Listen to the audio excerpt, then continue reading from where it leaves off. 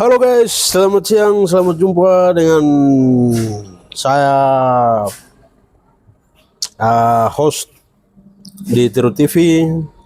Kali ini tamu saya Mikael Kudiai, laki-laki Nabire. Laki-laki Nabire yang ganteng. Dia adalah seorang aktivis dan juga pemimpin redaksi media Lau Lau. Kali ini kami hadir di momentum spesial HUT Lau Lau yang ke-5 tahun. Di HUT Lau Lau yang ke-5 tahun ini kita akan bincang-bincang kira-kira selama 5 tahun ini apa yang Bumiku kerjakan dengan tim redaksi, dan kira-kira bagaimana mengelola tim redaksi di Lau Lau, dan apa yang mengesankan ini? Oke. Mungkin perkenalan dulu kah? Oh iya. Terima kasih Bung Hengki, tuan rumah Tiru TV. Iya. Tuan rumah Tiru TV. Saya nama Mikael Kudiai. Saya dengan kawan-kawan yang mengelola media laulaupapo.com. Jadi media Lau Lau ini dia sudah kemarin tanggal 15 ini dia berusia 15 Mei 2020 sampai 15 Mei 2025 itu dia sudah kemarin itu baru rayakan HUT yang kelima ya. Jadi seperti yang ada di tentang media Ya. Tentang media itu apa latar belakang dan apa yang diperjuangkan oleh media Lau Lau, terus platformnya itu ada di tentang media. Oh, di website tentang di websitenya. Ya. Jadi intinya itu, jadi Lau Lau ini seperti yang sudah dijelaskan juga di dalam itu. Jadi Lau Lau ini media yang didirikan oleh berbagai aktivis dari berbagai gerakan. Jadi awalnya itu saya dengan kawan Yason, terus ada lagi kawan Samuel Wongsiwor, terus kawan Eli sama Elias Indom, sama kawan ini siapa, Harun Rumbara.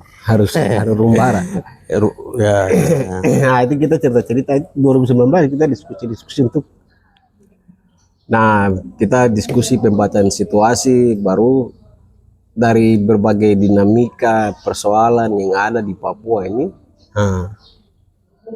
Kita berkesimpulan bahwa perlu adanya salah satu media alternatif. Media alternatif yang didirikan oleh gerakan Papua sendiri.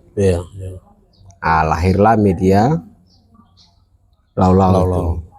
Kenapa kalian bersepakat untuk kasih nama Lau Lau? Jadi itu memang waktu itu memang kita berdebat juga, ada beberapa nama yang muncul juga.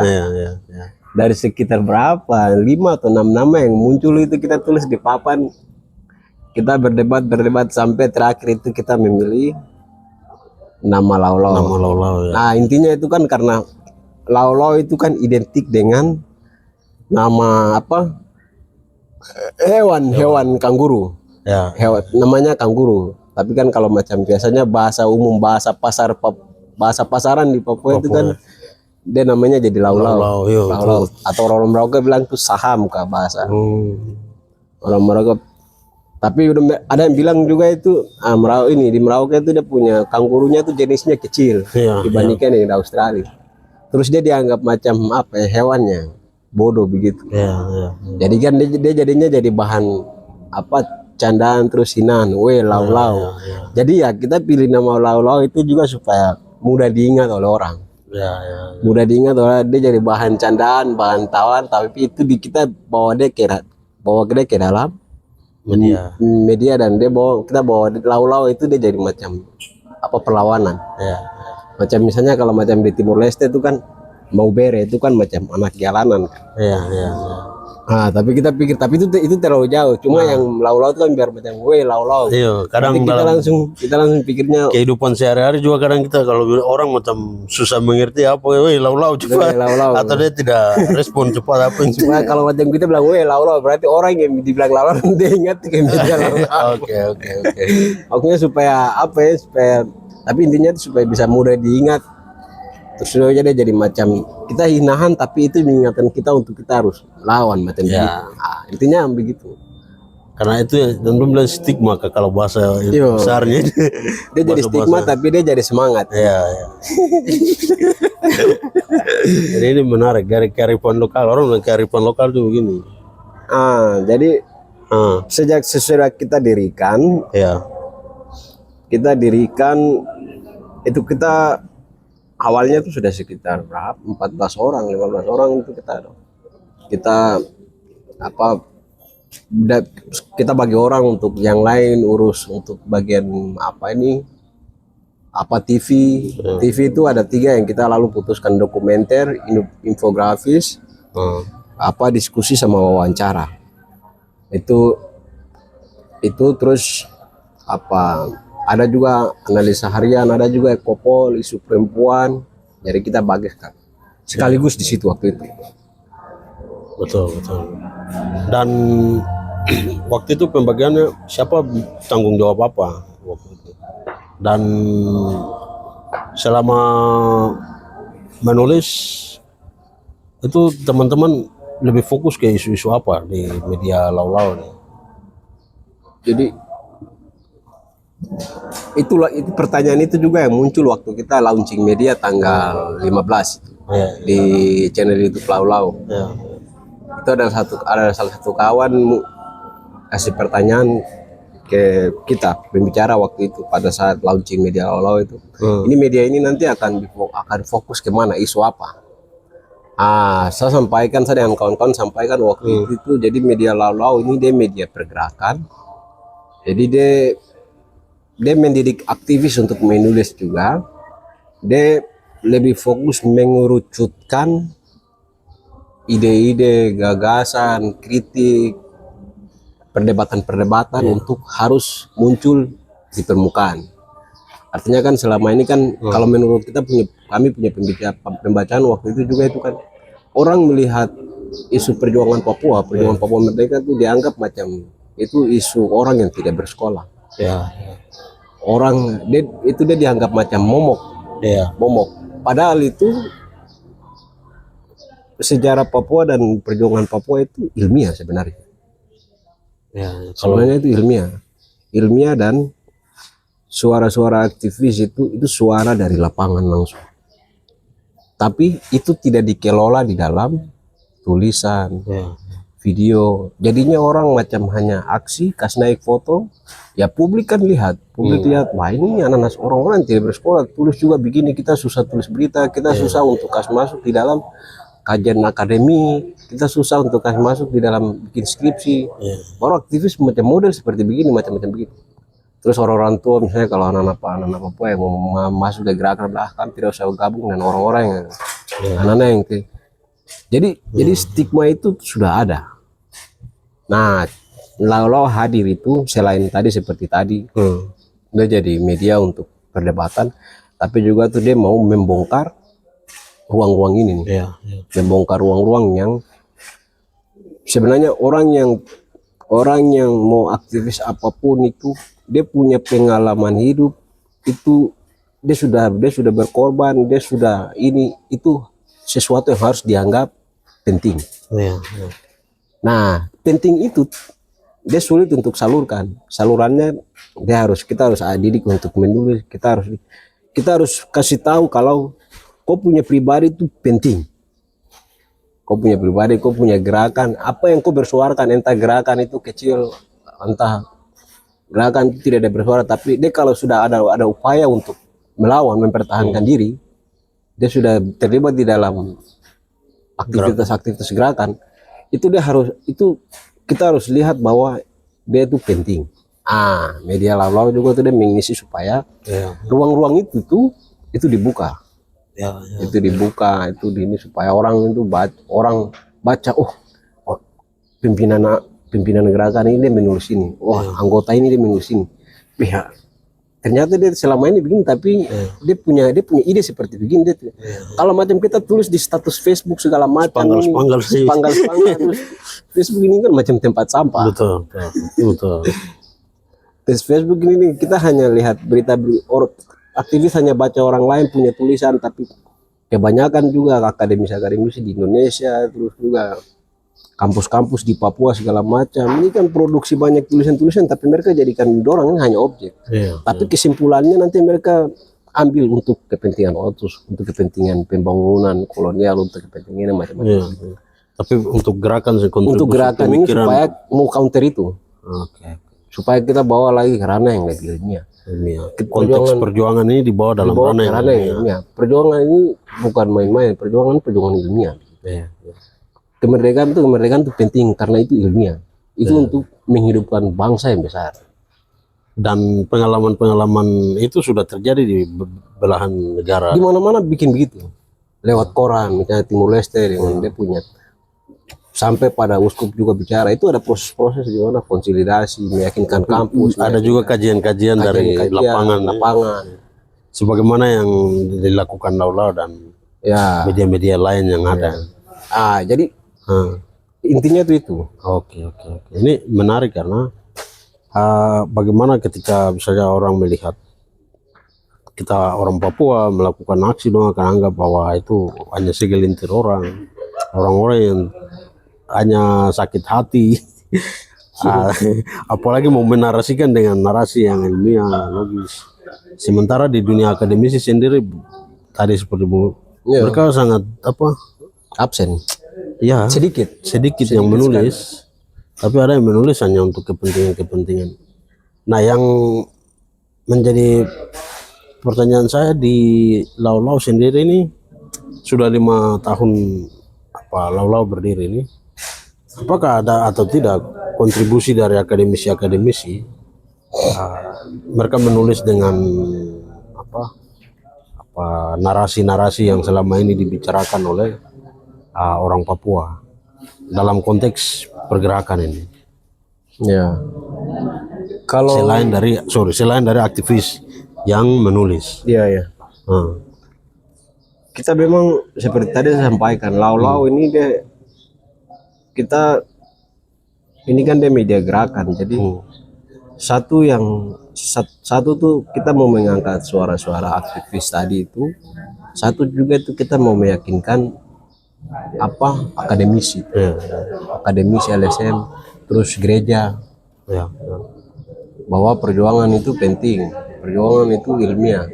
Nah, dari selama berjalan ini nih lumayan, karena publik lihat ya, walaupun belum sampai ini, tapi 5 tahun ini publik melihat kalau Lau dia cukup selalu dia produksi tulisan-tulisan yang bisa diterima, karena ada teori di situ, karena ada sudah banyak kawan-kawan dari akademisi itu, dosen, pengajar, guru SMP, SMA juga banyak yang menulis. Macam kalau di Lau juga tahun 2023 itu karena dia cukup ini permintaan langsung dari misalnya kakak ini Ngurah Suryawan. Dia minta untuk ada salah akademisi juga, dia minta untuk berikan ruang untuk dia juga menulis itu. Karena dia sering riset di kampung, riset di kampung-kampung di Papua. Kita sediakan ruang untuk Ngurah di catatan dari kampung. Jadi catatan kita Lau rasa penting itu juga, karena satu tuh kalau belajar dari YPMD dulu punya kabar dari kampung. Itu juga yang hilang sekarang. Bagaimana suara-suara dari kampung. Dulu kan suara-suara dari kampung itu kan yang mau diangkat itu kan pelanggaran HAM, perubahan-perubahan yang waktu program Soeharto waktu itu, revolusi hijau, bagaimana perubahan-perubahan. Sekarang ini justru ada dana desa, ada politik praktis masuk di kampung-kampung, tapi tidak ada suara-suara dari itu. Ngurah minta untuk seperti pas tepat. Ya. Kita buka ruang. Yang penting bagaimana perubahan-perubahan sosial, perubahan-perubahan politik, perubahan-perubahan ekonomi masyarakat yang ada di kampung-kampung itu dia harus naik ke permukaan. Ngurah deh isi ruang itu. Oke. Karena kita rasa penting juga untuk kawan-kawan juga harus banyak menulis di ruang ini. Situasi bagaimana masyarakat terjadi perubahan. Ya. Di kampung-kampung sesudah ada dana desa terutama itu. Ya. Jadi betul ya, itu selama ini yang luput dari pemberitaan di media-media mainstream, media-media nasional juga kebanyakan hanya ketika ada konflik baru mereka kasih naik, sehingga pandangan orang di luar melihat Papua itu macam orangnya yang keras, tidak terdidik semacam itu ya. Padahal ini kalau misalnya kita orang misalnya menarasikan dia dengan gaya tulis yang bagus, bahasa yang bagus, ya itu justru dia akan ini. Tapi sama. Selain Ngurah, itu ada beberapa kawan-kawan dosen juga yang menulis karena yang mereka rasa Lau juga itu penting dan mungkin juga mereka sepakat dengan apa yang diperjuangkan oleh Lau. Ada sudah selain Ngurah ada juga beberapa kawan-kawan, ada kawan-kawan dari Manokwari, Sorong, ada juga di Jawa sendiri, kawan-kawan dari Jayapura khususnya ini pengajar dosen. Itu mereka sudah mulai di Lau itu terima tulisan bentuk apa? Esai. Tidak tulis, tidak terima yang strike news. Saya berita langsung, laporan-laporan macam wartawan bisa tulis berita-berita langsung tidak. Dia kalau laporan panjang bisa boleh. Kalau berita langsung begitu tidak. Berita langsung tidak, ada fokus hanya apa ini analisis, esai, opini artikel pokoknya. Kalau dia berita panjang bisa. Apakah pelajar ada yang pernah kirim atau tidak? Anak-anak pelajar. Pelajar itu siapa? Sabar. Sejauh ini pelajar belum ada. Kalau SMA kalau tidak salah ada. Kalau mahasiswa banyak. Kalau sabar, pelajar tidak, guru. Kebanyakan guru SMP, SMA itu ada. Mereka menulis tentang apa? Kebanyakan misalnya masalah yang lu hadapi atau satu tuh guru, satu di Dogiai. Saya lupa dia pun nama kemarin sama. Itu dia masalah soal yang itu makan gratis. Mati gratis. Iya. Itu kontak lagi di Dogiai punya tulisan. Makan gratis, mati juga gratis. Kritik logis juga. Kritik soal itu apa program MBG. Ada juga itu guru di anak SMA anak panas itu juga ada satu. Ada guru-guru lagi yang tulis. Wah, jadi semakin banyak yang menulis, berpartisipasi untuk menulis. Nah, kalau saya lihat tadi ada berapa kali Bung Miko kasih pelatihan menulis. Tapi bagaimana ketertarikan anak-anak Papua itu di model tulisan esai, opini, apakah mereka mampu menulis atau kendalanya di mana?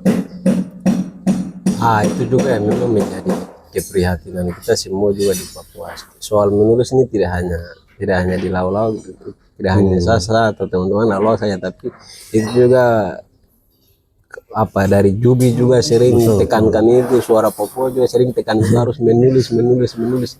Ternyata pada saat kalau saya punya pengalaman sekitar 4 kali pelatihan itu situasinya sama. Saya bikin pelatihan tapi yang bertahan hanya 3-4 orang, 5-6 orang lah. Tapi kita sejauh ini tidak sampai pada praktek, itu masih teori. Tapi ya banyak yang mulai menulis. Memang sulitnya juga itu memang karena kalau seperti macam di Papua juga ini kan kita baru mau pendidikan di Papua juga ini kan hancurnya minta ampun. Betul. SD, SMP, SMA tidak diajarkan menulis. Kebanyakan akhirnya orang bicara. akhirnya nanti pada saat kuliah baru sadar ingin belajar menulis. Ya, atau nanti sesudah selesai kuliah baru nanti akan sadar ingin belajar menulis. ingin jadi wartawan. Atau mungkin dong setelah berhadapan dengan dunia kerja, dia menuntut itu harus menulis. Sehingga orang harus menulis. Sehingga orang harus menulis. Padahal menulis menjadi kebutuhan Menulis ini harus jadi kebutuhan sehari-hari. Dia harus dapat itu dari pendidikan SD. Tapi itu tidak dapat. Akhirnya ya pada sama seperti yang pada umumnya juga. Dia harus belajar ulang dari.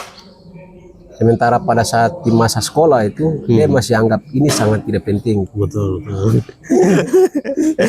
Padahal itu sesuatu yang harus dipelajari secara tekun.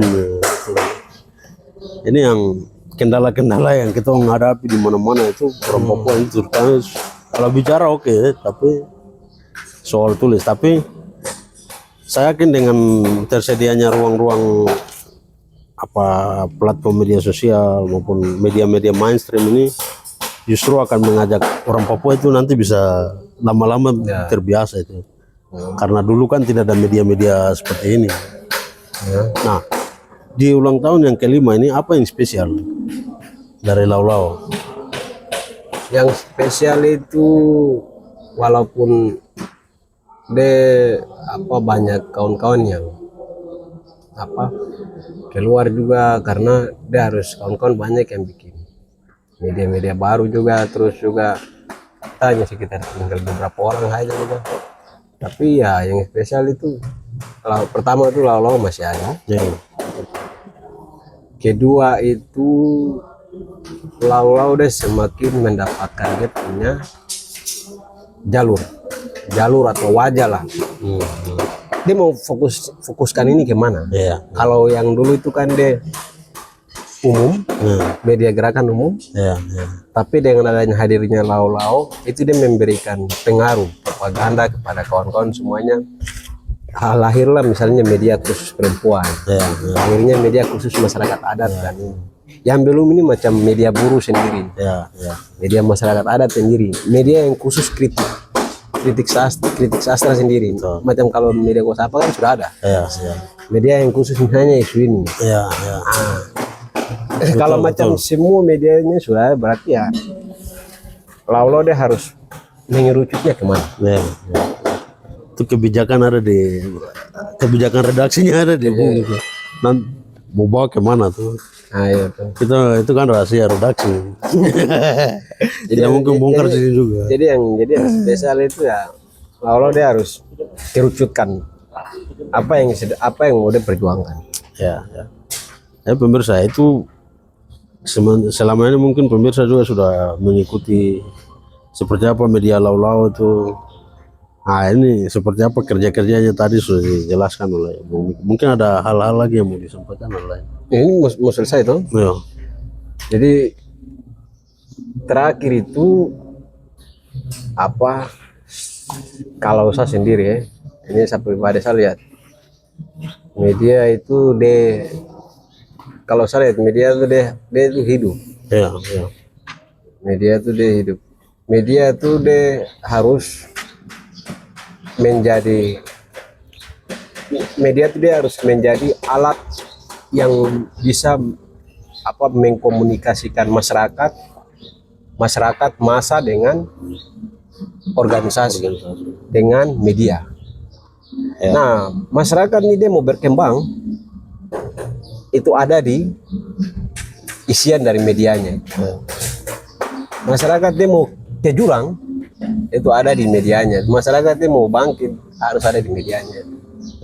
Nah, terakhir saya pikir itu penting juga untuk misalnya kalau teman-temannya dari Lau Lau sendiri. Itu itu yang memang menjadi tugas kita juga dari Lau Lau. Dia harus menjadi alat propaganda, alat untuk membangun masyarakat. Saya lupa, jangan ada yang mau gabung di Lau Lau. Persyaratannya apa saja ini? Tinggal nanti WA saja di redaksi. WA saja juga kan tidak apa. Inbox. Email juga bisa ya. Email juga bisa. Tapi kalau ada yang mau tulis lepas begitu juga bisa ada. Bisa itu nanti. Nama emailnya apa? Ada di website. Kirim kalau tulisan analisa harian itu nanti kirim di harian@laulaupapua.com. harian@laulaupapua.com. Kalau YouTube, nama YouTube-nya? YouTube play@laulaupapua.com. play@laulaupapua.com. Pemirsa sekalian, jadi ya jangan sering-sering menulis pendek di Facebook. Karena kalau kita tulis pendek di Facebook, nanti dia akan berpengaruh ke cara pandang kita dan kita tidak bisa menarasikan sesuatu tuh dengan utuh begitu. Itu dia mempengaruhi juga cara pandang kita. Jadi ingat, ada media yang kalau mau tulis secara panjang lebar, nah nanti kirim ke Miku, Miku akan edit dia, masak dia di redaksi lalu kirim. Sekian dan terima kasih.